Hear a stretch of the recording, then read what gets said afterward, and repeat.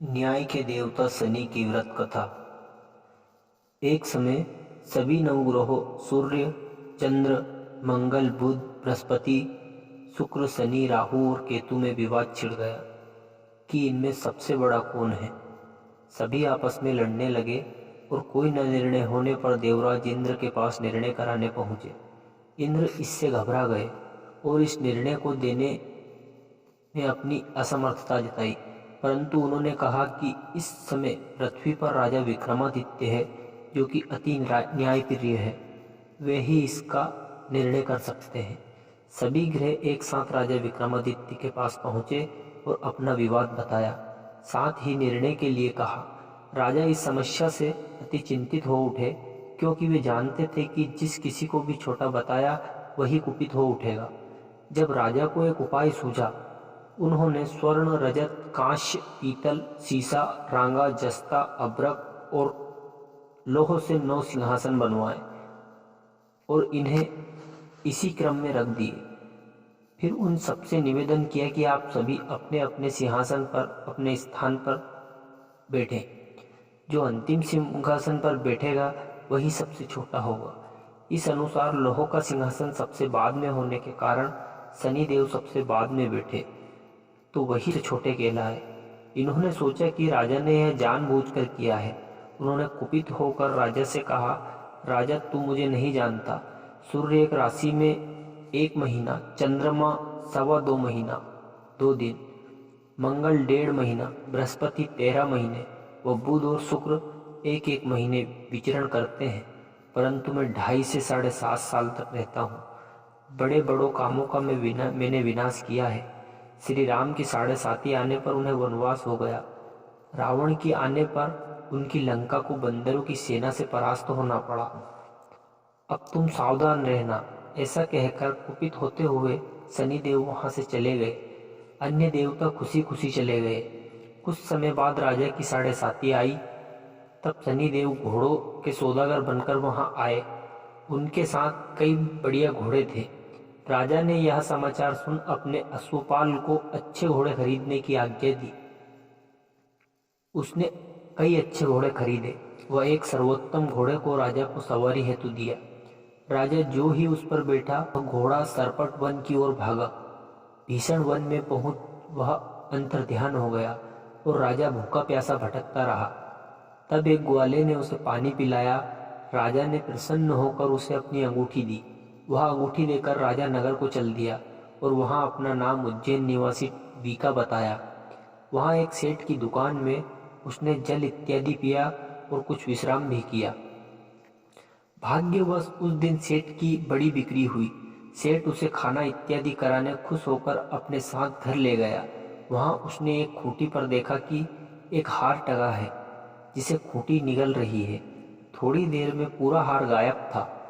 तब सेठ ने आने पर देखा कि हार गायब है। उसने समझा कि वीका ने ही उसे चुराया है। उसने वीका को कोतवाल के पास पकड़वा दिया। फिर राजा ने भी उसे चोर समझकर हाथ पैर कटवा दिए। वह चौरंगिया बन गया और नगर के बाहर फिकवा दिया गया। वहां से एक तेली निकल रहा था जिसे दया आई और उसने वीका को अपनी गाड़ी में बिठा लिया। वह अपनी जीप से बैलों को हाँकने लगा। उस काल राजा की शनि दशा समाप्त हो गई।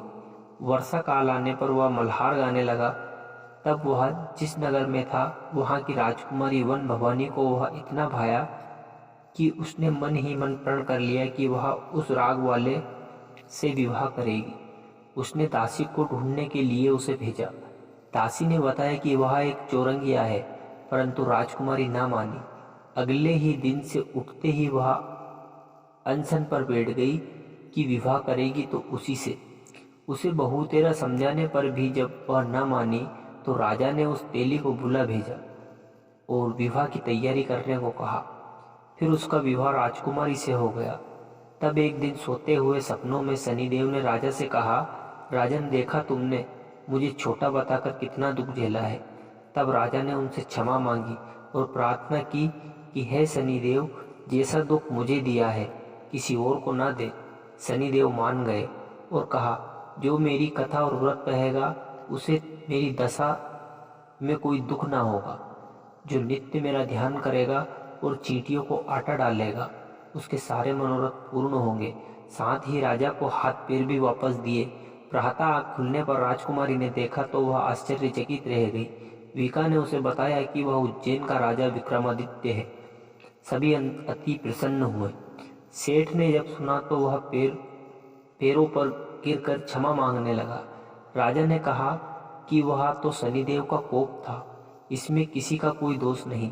सेठ ने फिर भी निवेदन किया कि मुझे शांति तब ही मिलेगी जब आप मेरे घर चलकर भोजन करेंगे। सेठ ने अपने घर नाना प्रकार के व्यंजनों से राजा का सत्कार किया। साथ ही सबने देखा कि जो खूंटी हार निकल गई थी वही अब उसे उगल रही है। सेठ ने अनेक मोहरें देकर राजा का धन्यवाद किया और अपनी कन्या श्री कंवरी से पणिग्रहण का निवेदन किया। राजा ने सहर्ष स्वीकार कर लिया। कुछ समय पश्चात राजा अपनी दोनों रानियों मनभावनी और सिकंवरी को सभी उपहार सहित लेकर उज्जैन नगरी को चले। वहां पूर्ववासियों ने सीमा पर ही उनका स्वागत किया। सारे नगर में दीपमाला हुई, वह सबने खुशी मनाई। राजा ने घोषणा की कि मैंने शनिदेव को सबसे छोटा बताया था, जबकि असल में वही सर्वोपरि है। तब से सारे राज्य में शनिदेव की पूजा और कथा नियमित होने लगी। सारी प्रजा ने बहुत समय खुशी और आनंद के साथ बिताया। जो कोई शनिदेव की इस कथा को सुनता या पढ़ता है, उसके सारे दुख दूर हो जाते हैं। व्रत के 2 दिन इस कथा को अवश्य पढ़ना चाहिए। और एक समय की बात है, भगवान सूर्य के पुत्र शनि बचपन में बहुत सुंदर थे और तेजस्वी भी। इतनी सुंदरता को देखते हुए गंधर्वों ने अपनी पुत्री कंकाली के साथ शनिदेव का विवाह करा दिया। लेकिन अत्यंत सुंदर होने के कारण इंद्र की सभा में अप्सरा अक्सर इन्हें देखने इनकी सुंदरता को देखते हुए गंधर्वों ने अपनी पुत्री कंकाली के साथ शनिदेव का विवाह करा दिया। लेकिन अत्यंत सुंदर होने के कारण इंद्र की सभा के अप्सरा अक्सर इन्हें देखने जाया करती थी। इन अप्सरा को देखकर कई बार शनिदेव उन पर मोहित हो गए। यह बात गंधर्व पुत्री कंकाली को अच्छी नहीं लगती थी। तब गंधर्व पुत्री कंकाली ने अपने पति शनिदेव को यह श्राप दे दिया कि आज की पश्चाताप सुंदरता को खोकर बदसूरत हो जाए और आपकी दृष्टि हमेशा नीचे की तरफ रहे। अगर आप सीधी दृष्टि से किसी की तरफ देखते हैं तो उस पर 7.5 का प्रभाव पड़ जाएगा। तब शनिदेव भगवान शिव की घोर तपस्या के पश्चात भगवान शिव प्रसन्न हुए और बोले, हे सूर्य पुत्र शनिदेव, वर मांगो। तब शनिदेव बोले, यह सदा शिव शंभु हम पर कृपा करके हमें सृष्टि पर सीधे देखने का वर दीजिए। भगवान शिव बोले, जो व्यक्ति शनिवार के दिन पीपल के नीचे तेल चढ़ाएगा उस पर तुम्हारे पढ़ने वाले की दृष्टि शुभ दृष्टि में बदल जाएगी। इसलिए शनिवार के दिन पीपल के नीचे शनिदेव की पूजा होती है। जय शनिदेव।